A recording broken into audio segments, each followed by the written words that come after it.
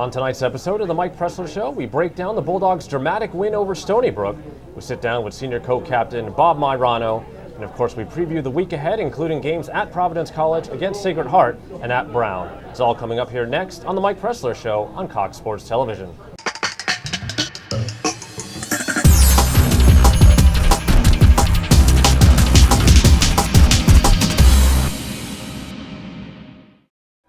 Well, good evening and welcome to Blackie's Bulldog Tavern here in Smithfield, Rhode Island, home of the Mike Pressler Show. I'm Mike Mancuso, joined as always by the head coach of the Bryant men's lacrosse team, Mike Pressler. And Coach, glad to have you here once again. Good news we'll start with, as always, receiving votes in both polls again, and NEC honors for two of your guys. Jamison Love, your netminder, Defensive Player of the Week for the second time this season, had 11 saves, 8 ground balls, and 3 caused turnovers against Stony Brook.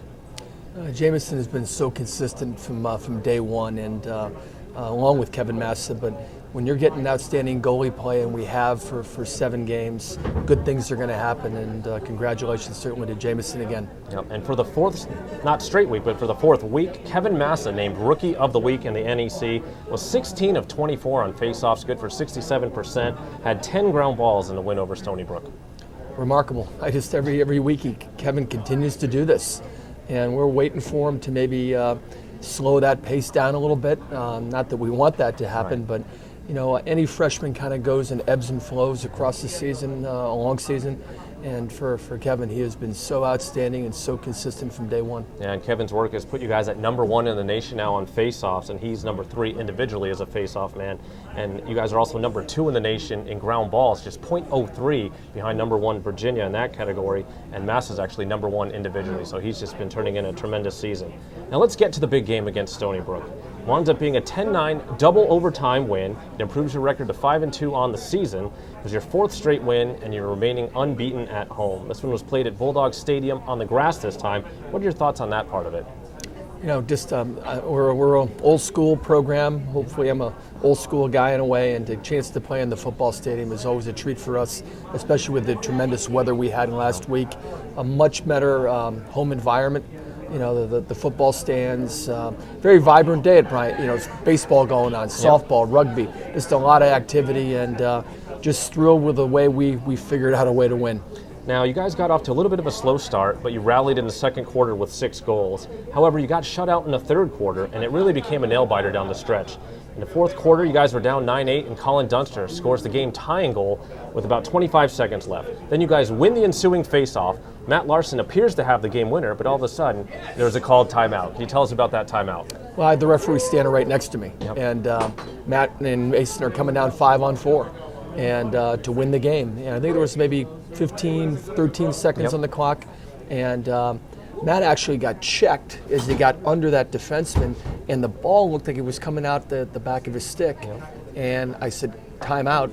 And then Matt secured the ball and then shot it in one motion. And obviously, I felt at the time it was the right call. Unfortunately, or fortunately, however you look at it, the ball went in. But we did actually get another shot before regulation ended off the timeout. But, you know, I'll be truthful. I was very pleased to see us, you know, pull this one out for a lot of reasons. That in particular, and certainly the same guy to kind of do it, you know, an overtime period, you know, later. Yep, absolutely. The lacrosse gods are definitely smiling on you guys, and especially on Matt Larson, who did secure the game winner in double overtime. So let's take a look now at some of the highlights from that big win over Stony Brook. This might be the first goal of the game. Actually, it was a big hit by Travis Harrington prior to this, so we got the ball back on a loose ball situation, and then, I mean, Colin is such a threat, right-handed on the run. Yeah, that was the 17th goal of the season for Dunster. You know, Matt Larson gets below the ball, and a little interception there, and Connor Dent, great pickup here, great ground ball in the middle of the field, and Matt Larson in transition. And that made it a 4-2 Bulldog lead at the time. Matt Larson's second goal of the season. Again, in transition, Mason Poley on a skip pass to Peter McMahon, our point attackman. And we got Stony Brook on the run right now, here in the second quarter. Yeah, that made it 6-3 Bulldogs at the time on McMahon's 10th goal of the season. You know, a great save by Jamison. Where the one time we played zone, Rob Myrano, you're going to hear from him in a bit, little stick chasing there, as we call it, and great save by Jay. I think we're coming down the stretch here, and 25 seconds to go. Colin again, low and away, kind of on the run from Alex Sommerfeld. So that tied things up at 9-9 with just 25 seconds left. And then, again, we win the face-off here. They're really pressing Mason. They double down to try to make a play. Great shovel pass to Matt Larson, and Matt Larson puts the ball on the goalie's off hip, and that's going against anybody. And for Larson, his third goal of the season. Again, the assist going to Mason Poley. That came at 3:35 of the second overtime, as you guys took the victory 10-9 over Stony Brook, improving to 5-2 on the season. Now, in the game, you guys had 6 different goal scorers. Larson had 2, McMahon had 2, Redpath had 2, his first 2 of the season, and Dunster also had 2, continuing his hot streak. Schlansker and Isdaner also had a goal apiece. Peter McMahon leading the way, 2 goals and 2 assists. Matt Larson, 2 goals and 1 assist. What were your general thoughts on the offense's performance in that game? Again, we're playing a lot of offense because we're winning faceoffs. So that certainly helps, and we're doing a great job going from D to O in transition. We had 5 points from our defensive middies, in the game, and that was certainly a point of emphasis for us. Absolutely. And Jamison Love finishes the day with 11 saves on 20 shots, and the defense held opponents to under 10 goals for the 5th time this season. Let's talk about their performance. Again, a remarkable performance by 3 new starters. Glenn Mayrano, Matt McGrady, and young Connor Dent. We got a junior, sophomore, freshman in there. Each game, they're one game better from an experience point of view, but the first time they've ever played together as a unit. But again, the bottom line, the common denominator here is Jamison Love. Right. New defense, but a veteran goalie behind him to kind of cover up any of those mistakes they occasionally make. And now let's take a look at some of the numbers. You out-ground balled them 43-28. You had 3 less turnovers. You outshot them 40-32. You were perfect on the man-up, 1 of 1 for the day, and perfect on a penalty kill, 1 of 1, as well as winning 67% of the faceoffs.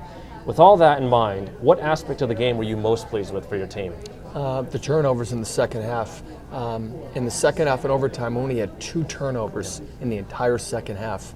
That means we're doing a great job taking care of the ball. Yeah. And now, last week we talked about the possible X factor for this particular game was going to be the ability to handle Stony Brook's big men. How do you think your team fared in that aspect? I think we did a great job there. Tundo had, I think he had an assist. I'm not sure he had a goal.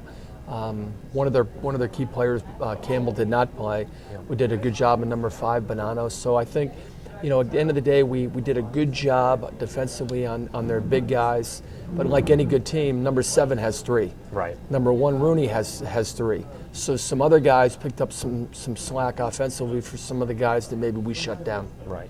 And now today's guest is going to be one of your senior captains, one of the 5 captains, Bob Mayrano. What are your thoughts on him? Bob is, any coach that says he doesn't have a favorite or 2 once in a while, I think he is not telling the truth. Bob is one of my favorites. Bob and I see the world very much alike. A man's man, tremendous leader, 2-time captain here, as physical, as determined, as athletic, a long stick midi as I've ever coached in my career. Tremendous ground ball player, and a guy who has absolute total respect in our locker room. And Rob's a big reason we recruited Glenn, our junior defenseman, and Kevin Mayrano, our freshman. So I can't say enough wonderful things about our captain, Bob Mayrano. Excellent. And we will hear from Bob next here on the Mike Pressler Show on Cox Sports Television.